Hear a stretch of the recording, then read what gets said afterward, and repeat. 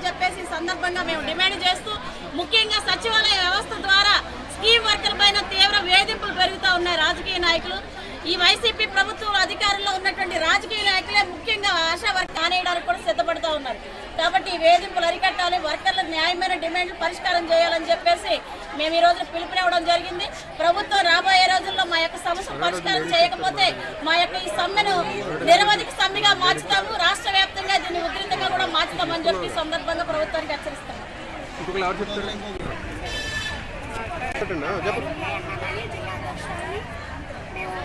రాష్ట్ర వ్యాప్తంగా జరిగే భాగంలోనే ఇప్పుడు జిల్లాలో 14-15 తారీఖున ఈ 2 రోజుల్లో మేము 36 గంటల ధర్నా నిర్వహించడం జరిగింది. పెన్షన్స్ మాత్రం అమలు చేయాలని, విడో పెన్షన్ కానీ ఒంటరి మహిళా పెన్షన్ కానీ మాకు ఇవ్వట్లేదు. భాగంలోనే సంక్షేమ పథకాలు ఏమి కూడా 10,000 చెప్పి 10,000 మాత్రం ఇస్తున్నాం కదా.